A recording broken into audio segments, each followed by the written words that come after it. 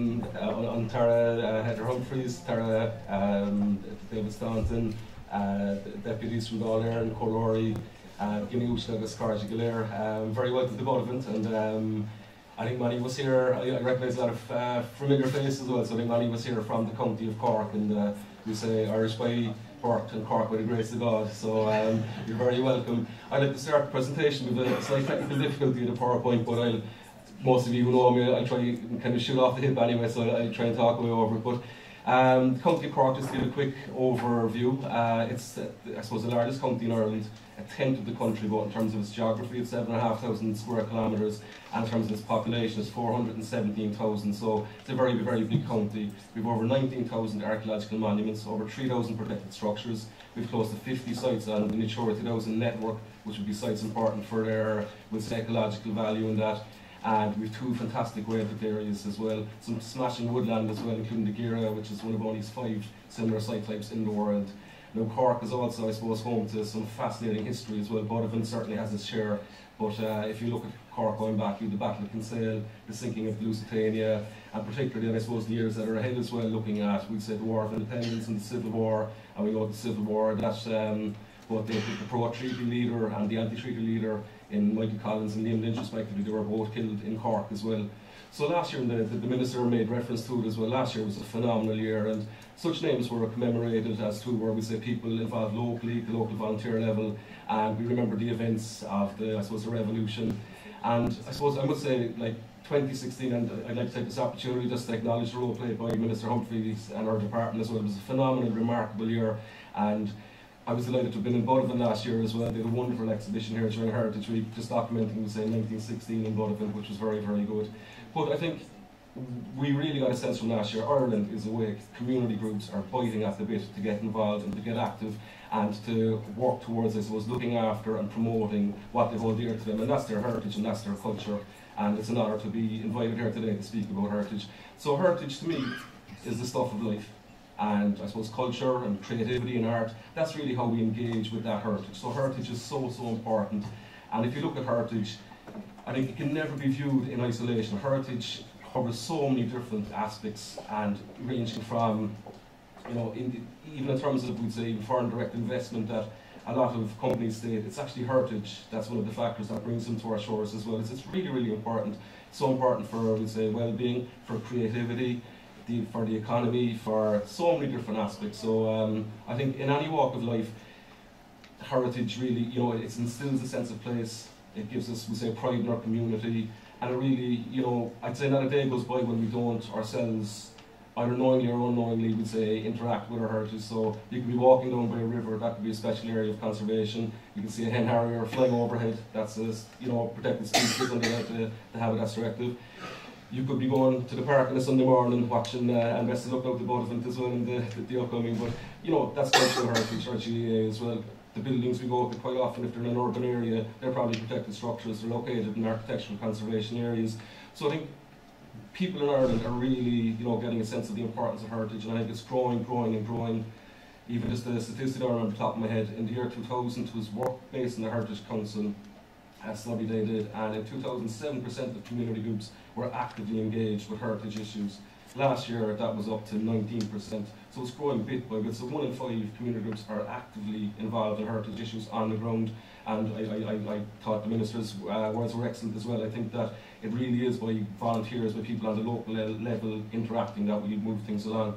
So as I mentioned, heritage is so important, and you know, I think we have to look at it, you know, it's so important for people in place, but also, you know, there's the economic aspect as well. So I suppose that leads us to the question, what is the value of heritage? And for me, I think it's an unusual question, because when I think of the value of heritage, I think, you know, what's the value of our breath, or of a beating heart, or whatnot. I think at its heart, heritage is important just for its own intrinsic value, its heritage, and that's why it's important. I think regardless of whether it helps economic development, increase tourist numbers or whatnot, you know, that's regardless. But the thing is, heritage does. It actually does help increase tourist numbers. It does help economic development. It does help, we say, locals kind of move along in that as well. So I think it's very important to look at heritage in that regard. So Just a couple of facts I'm trying to remember now as well. And biodiversity was mentioned earlier, and the National Biodiversity Plan is very, very important. So people should take a look at that now as well. But biodiversity is worth 2.6 billion annually to the Irish economy. Thinking about then our historic environment, our built historic environment, that covers 25,000 jobs, and it's worth, I think, 1.5 billion a year, our historic environment.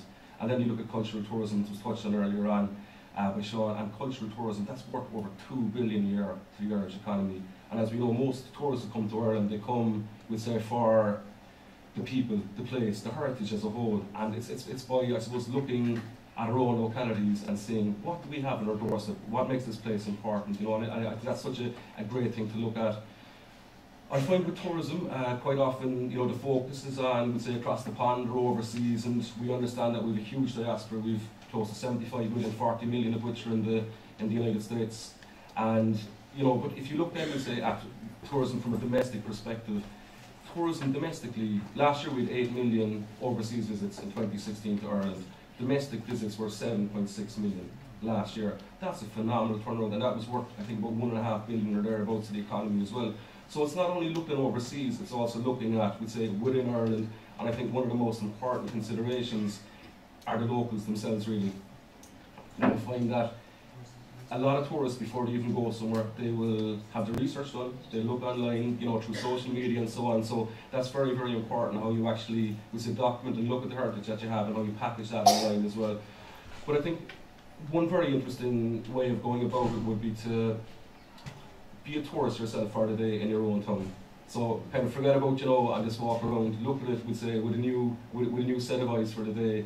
And you might find, you know, the things that you might take for granted or might overlook on a daily basis, you know, they could be things that tourists would absolutely marvel at. It could be a row of brightly coloured sash windows and not PVC. It could be, you know, a beautiful ornate timber sign rather than, you know, neon lights and whatnot as well. So it's the small little things, and it's how they all combine really that I think make a big difference as well.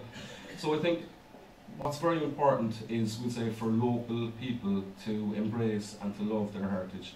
And when I think of it, you know, if you were down in Blarney, or I would say Killarney, these are international tourism destinations. If you ask someone in Blarney village, where's the castle? I'd say you'd find it hard to find someone who wouldn't tell you, or if you're in Killarney, where are the lakes? They pretty much all know. If you're walking through, we'd say, some place in North Cork, and you ask people, you know, where's Lumber's Castle? Or would everyone in the town know? You know, and I think it's so important, because when tourists come here, one thing they take mostly from a place is actually the people they interact with. And it's like people say, you know, when you arrive in Ireland as a taxi driver, he's the first ambassador for heritage, really. And it's the same when people come to your locality. So if everyone is proud of, we'd say, the heritage in the area, and they all understand it and admire it, that's half the battle, because a lot of it is word of mouth, we'd say, in terms of tourism and that as well. So that's a key consideration. You know, I had a couple of thoughts, we'd say, for today in terms of, you know, we're looking at heritage tourism as a whole. One option which could be looked at, I think, is to maybe establish a North Cork Heritage Association as such. You know, that you have, would say, maybe some groups that work and they liaise with each other, but they have one, would say, common entity.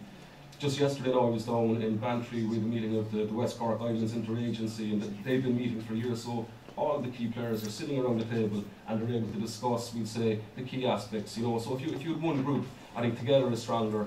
You need to do, we'd say, a study of the heritage in the area. You need to look at what is in the area, what are the attractions, and you need to know exactly what you can market in that as well.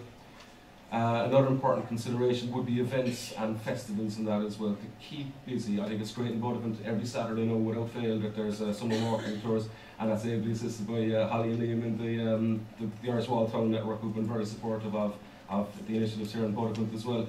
But by having, we'd say, a number of different activities throughout the year, again with West Cork, you know that no matter where you go in West Cork, there's probably some festival on, or there's some. So it's the same, we'd say, in North Cork. Look at you know, make sure that there's things on in North Cork on a continual basis. It was great to see this year the start of the Mallow Arts Festival as well. You know, so it's, you know, and I think this conference as well even is fantastic today in that perspective.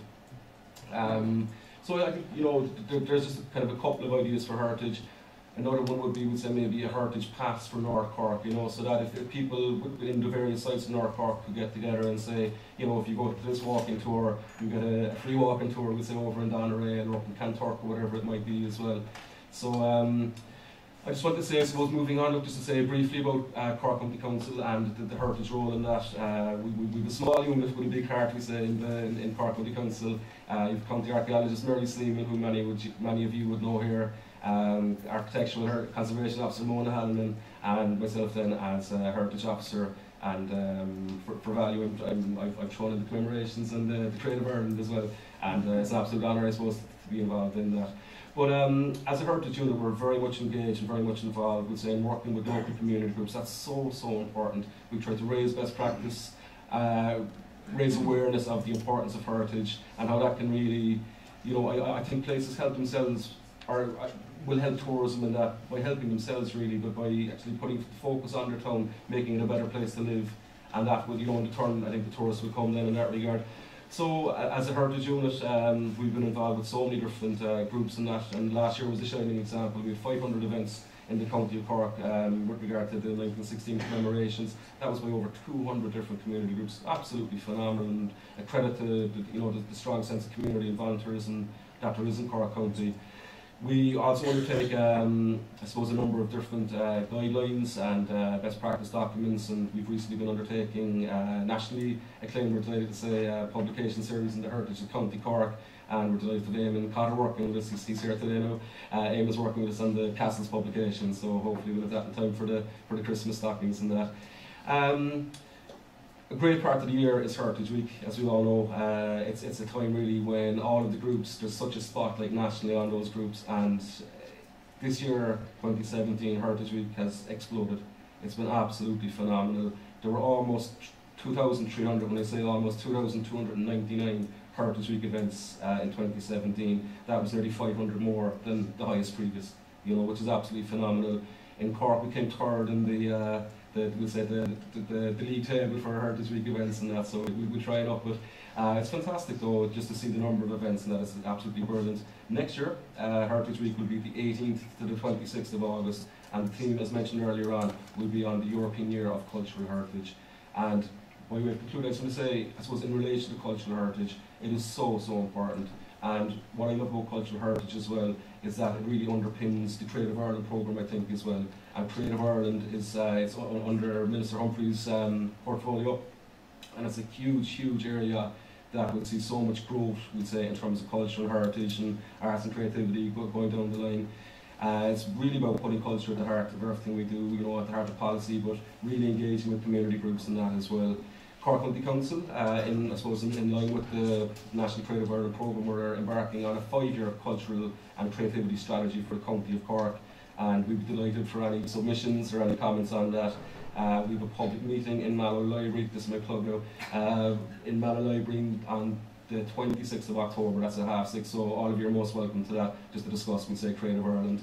And just to say, look, that you know, nationally, the biodiversity plan is a fait accompli. There's a new national heritage plan, I think, hopefully coming next year, 2018, and Culture 25, the government's first culture strategy, that's pretty much almost completed as well, I think, Minister. So things are really on the up and up for heritage, which is fantastic.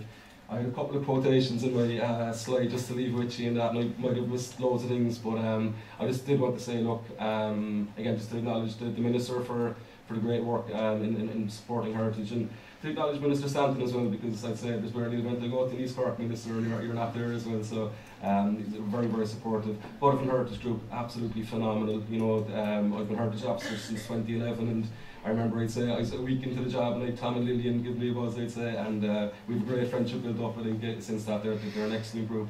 And to thank, obviously, Holly and Liam of the Wall Towns Network, working with 2 similar towns throughout the country. It's really something special, and heritage is really on the up. So, Shinamel Thalaragam, for me,